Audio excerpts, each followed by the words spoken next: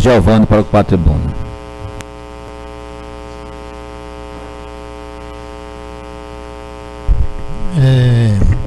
Eu vou continuar no mesmo assunto, porque é provocativo e eu ia fazer uma parte ao vereador Ricardo, mas achei por bem me inscrever para a gente clarear um pouco essas ideias, porque são muitas ideias e eu acho que é importante discuti-las. Para clarear, começar a clarear na ideia, eu queria relembrar que, na verdade, essa decisão foi tomada há alguns anos atrás, quando a governadora da época levou para o Planalto a possibilidade de construção de um porto e de um aeroporto. E, na época, hoje a presidente Dilma era a chefe de gabinete do governo federal e quem comandava todo o programa do PAC, o Programa de Aceleração do Crescimento. E na época se colocou exatamente qual era a opção do Estado, se era construir um aeroporto ou um porto. E naquela época, o governo do Rio Grande do Norte fez como opção um aeroporto. Então a gente precisa voltar à história para deixar as coisas limpas, E aí se decidiu que isso faria um aeroporto, e aí que seria um aeroporto de cargas. E nós teríamos então 2 aeroportos, como acontece no Brasil todo, no Rio de Janeiro, em São Paulo, em Minas Gerais, e no mundo todo a possibilidade de termos 2 aeroportos. Então não teria problema nenhum se o fato ocorresse aqui no estado do Rio Grande do Norte. Vale lembrar, entretanto, que a nossa base de produção não dá para exportar via aérea. Nosso maior produto exportador é petróleo. E petróleo não vai de avião, vai de navio. Depois nós produzimos sal, como o vereador Valério está colocando. E sal também não vai de avião. Sal só sai se for de navio ou de trem. Tá certo? Nós produzimos frutas. A base da fruticultura, o melão, que é a nossa base, também é transportado de navio, porque não tem como chegar na Europa de avião, porque chega muito caro. Quando vai de avião, transforma o custo, o valor agregado de forma extraordinária. Mas produzimos mais, produzimos minério de ferro. E também não dá para botar minério de ferro no avião. Então, a nossa base de exportação que poderia ser utilizada não existia. E o governo tomou uma decisão errada. Mas e sem consultar a sociedade. E sem estudar a economia do nosso estado. E a história que seria, então, um hub de cargas. Convenhamos. Quem recebe cargas do mundo todo é São Paulo. Vocês acreditam que com o poder econômico que tem São Paulo, o sudeste do país detém 50% de todos os impostos desse país? Cabe na nossa cabeça que nós iríamos tomar esse posicionamento do estado de São Paulo? Impossível. Mas se tomou a decisão, o governo federal resolveu cumprir o seu papel no PAC e construir a pista, e aí se identificou que era necessário tentar incrementar o processo e não mais a Infraero tomar conta do aeroporto de cargas, e sim realizar uma PPP, uma parceria público-privada. E nessa parceria público-privada, o aeroporto então seria explorado pelo setor privado. Se faria uma licitação.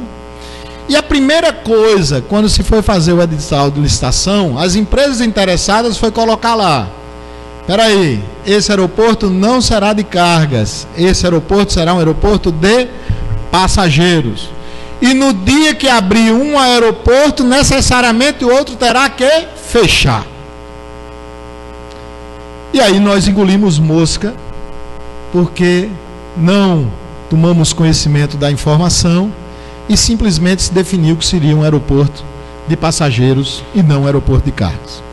Só para ilustrar um pouco o que nós estamos falando, agora em março, nós participamos de um fórum de turismo no Centro de Convenções, onde estava lá a Inframérica apresentando o aeroporto, e me disseram o seguinte, eles disseram lá, nós vamos transformar primeiro num hub de passageiros.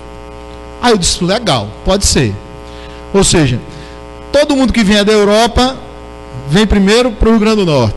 E do Rio Grande do Norte, vão pegar companhias para, né, os demais estados brasileiros. Pode ser um hub de passageiros? Eu disse, pode, eu me animei. Aí logo, e eles disseram, nós temos mais de 50 aeroportos no mundo, a Inframérica. Aí eu disse, beleza.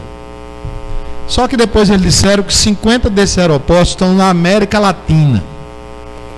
Ora, quem danado vai sair de Santiago, no Chile, para vir para Natal, para voltar para São Paulo? Quem danado vai sair de Lima, no Peru, para vir para Natal, para depois ir para São Paulo, ou para o Rio Grande do Sul, ou qualquer outro lugar? Quem danado vai sair de Buenos Aires, né, para cá, para poder... Ou seja, na verdade, aqui também não irá se transformar num hub de passageiros. Certo? Aí eles foram mais e disseram assim, eu vou aproveitar a presença do Sebrae e pedir que o Sebrae faça um estudo quais são os produtos que nós podemos exportar pelo nosso aeroporto. Aí eu digo, pronto, aí definiu tudo, que na verdade nunca fizeram nenhum estudo para ser um aeroporto de cargas. Então isso demonstra a incompetência, a falta de planejamento desse Estado há muito tempo atrás, e fazem as coisas simplesmente por impulso, como com certeza, se a gente for atrás, tiveram beneficiários. Alguém ganhou, alguém se aproveitou, alguém explorou aquele território para ganhar oportunidades, não é? Talvez seja por isso que não é à toa que vai sair até candidato a deputado federal, né, da cidade onde está sendo construído o aeroporto. Mas eu vou aqui, como nós somos cobaias, está sendo gravado, vai ficar na ata, vai ficar o registro. Eu vou fazer aqui de uma forma bastante clara um registro, que se acontecer será triste, mas ficou o registro. Se não acontecer, eu vou queimar minha língua. Mas olha só, nós recebemos hoje 2 milhões, recebemos em 2013 2 milhões e 400 mil passageiros no aeroporto Augusto Severo. Nós já recebemos em 2010, 2011, 2 milhões e 600 mil passageiros, tá certo? Se nós contarmos um crescimento de 10% ao ano, nos próximos 10 anos, nós vamos dobrar, vamos ter 5 milhões e 200 mil passageiros, certo? 10 anos. Isso com uma recuperação extraordinária de 10% da nossa economia, de 10% do crescimento, o que não é uma tarefa fácil. Uma crise que nós estamos vendo a nível mundial. Esse valor de 5 milhões e 200 mil era o que o aeroporto Augusto Severo estaria apto a receber ainda hoje, com os investimentos que foram feitos por volta de 16 milhões e meio em 2012, só no ano de 2012. 12 milhões e meio. 12 milhões e meio. Então vejam só, sabe o que é que vai acontecer? Quem financiou esse aeroporto foi o BNDES. Daqui a 4 anos, vão começar a pagar as amortizações dos empréstimos. Vou queimar minha língua, viu, Valério? Se Deus quiser. Mas eu vou deixar registrado nessa casa. A Inframérica vai devolver o aeroporto ao BNDES, porque ela não terá condições de viabilizar aquele aeroporto. Anotem o que eu estou dizendo. Certo? Não quero desejar o mal, não quero desejar o mal para São Gonçalo, nada. Mas é uma questão de conta.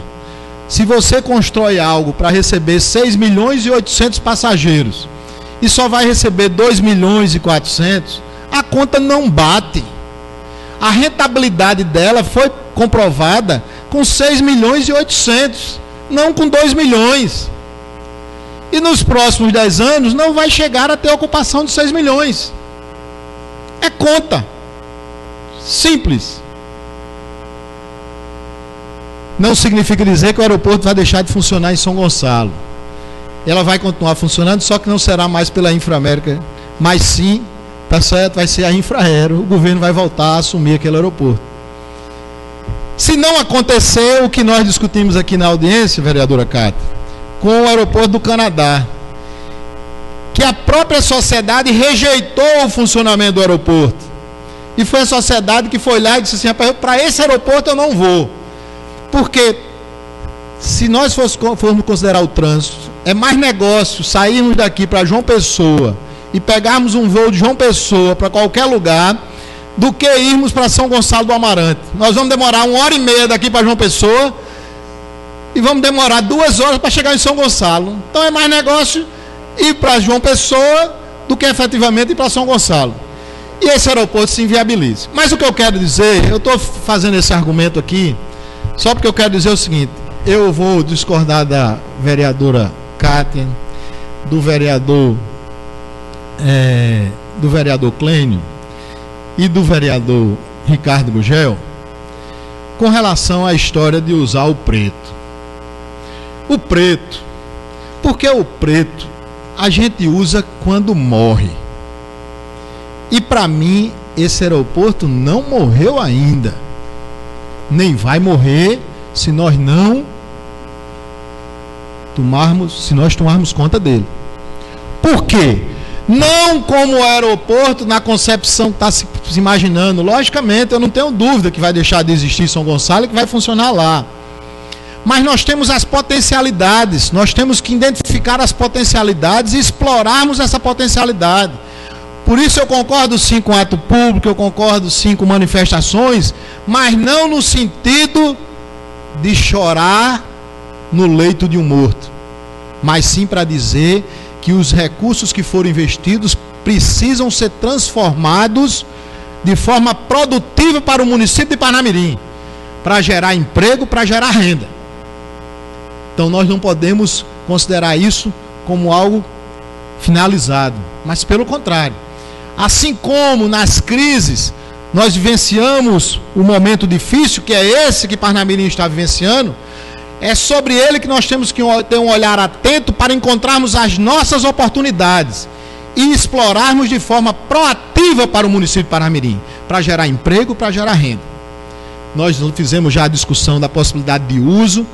Na Assembleia, na discussão lá, que estavam lá os comandantes, o comandante da base aérea e o brigadeiro geral, nós colocamos a necessidade de encontrarmos alternativa de viabilidade econômica para o aeroporto que está lá instalado, como também nós apresentamos lá e acabamos de apresentar aqui na audiência pública sobre o turismo, a necessidade de utilização da base oeste de forma proativa para gerar renda para o nosso município. Então a nossa contrapartida, a contrapartida precisa ser exigida. Logicamente que isso não sairá, essa contrapartida não sairá se nós ficarmos parados, se nós simplesmente nos calarmos e acharmos que está definitivo e por aí nós vamos parar. Eu acho que não. Nós temos que continuar sim essa luta. Por isso, no lugar de usar preto, a gente tem que usar a cor de que a gente está disposto a lutar, que a gente está disposto a continuar na briga, para transformar todos os investimentos que foram realizados em contrapartida para a sociedade parnamirinense. Então, eu concordo que realizemos um movimento, eu concordo que realizemos atos públicos, e aí não só no dia 20, 30, que talvez não tenha ninguém aqui, mas está se falando que no dia 16, que estará aqui o vice-presidente dos Estados Unidos, virá também a presidente da República. Então vamos promover, conseguir mobilizar os taxistas, vamos conseguir mobilizar os desempregados, vamos conseguir desmobilizar todos e vamos sim fazer um grande ato solicitando que aqueles que, direta ou indiretamente, levaram o aeroporto para São Gonçalo, que efetivamente a gente consiga ter um retorno.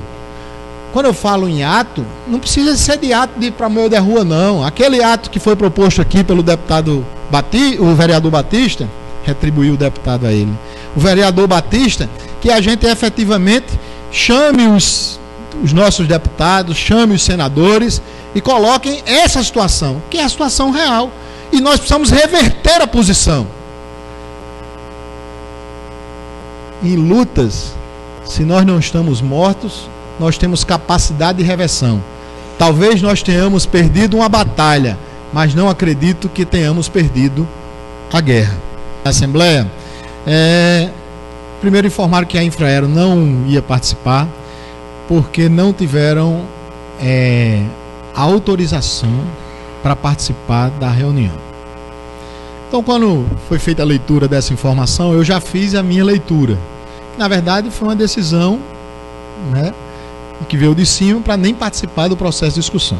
E foi por isso que eu aproveitei na palavra, e na presença do brigadeiro e do comandante da base, coloquei das perdas de Parnamirim e colocava daquele número que nós levantamos, que os militares ocupam 27% do nosso território.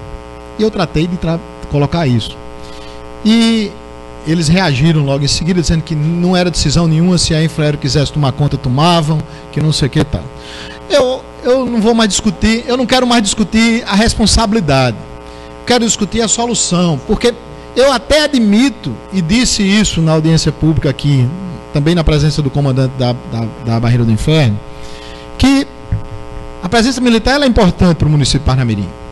Agora, se estão nos tirando nessa dimensão, tem que nos devolver ou nessa ou numa dimensão maior. Então, vai mostrar o quanto vai ser investido, vamos transformar o centro da Barreira do Inferno no centro tecnológico espacial, vamos transformar aqui no centro de tecnologia aeronáutica. Por que é que não pode, inclusive foi levantado lá na audiência pública, a gente fez essa colocação, mas por que é que não pode trazer um braço do ITA para cá? Até porque o Nordeste não tem. E aí a gente ia trazer tecnologia, ia trazer investimento em educação, ia trazer uma revolução para cá. Então, nós não podemos parar com essa luta. Essa luta, vereador Ricardo, não pode ser encerrada hoje. Pelo contrário, nós perdemos um momento. Perdemos porque engolimos mosca, perdemos por uma série de questões. Mas nós temos a possibilidade de reversão, de transformarmos todo esse território aí em território que possa gerar riqueza, renda, conhecimento, informação, tecnologia e quem sabe no futuro a gente possa estar contando a história de uma forma muito mais alegre, de uma forma muito mais feliz do que a que estamos contando hoje. Por isso eu gostaria de conclamar não só os vereadores, conclamar o Poder Executivo e conclamar a sociedade parnamirinense para que a gente possa continuar nessa luta, solicitando que a recompensa seja dada e que, se Deus quiser, a gente possa mais adiante, né, ter benefícios maiores do que o aeroporto efetivamente gerava para o município de Parnamirim. Muito obrigado.